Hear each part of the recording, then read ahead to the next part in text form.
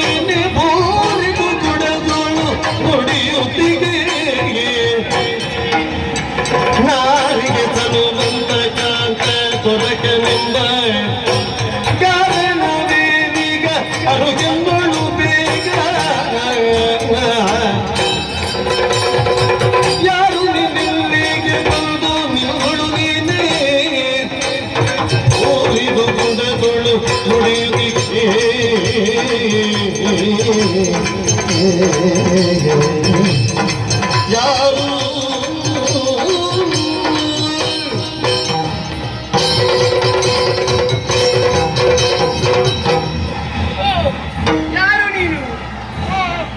ನಾನು ಈಗಲ್ಲ, ಬಂದು ಸುಮಾರು ಸಮಯವಾಯಿತು. ಹೌದಾ? ದೂರದಿಂದಲೇ ನಿಂತು ನಾನು ನಿನ್ನನ್ನು ನೋಡ್ತಾ ಇದ್ದೇನೆ. ಸರೋವರದ ಬಲಭಾಗದಲ್ಲಿರುವಂತಹ ಮರದ ಕೊಂಬೆ ಮೇಲೆ ಕುಳಿತು ಒಬ್ಬಂಟಿಯಾಗಿ ಕುಳಿತಿರುವೆ. ಕುಳಿತದ್ದು ಮಾತ್ರವಲ್ಲ,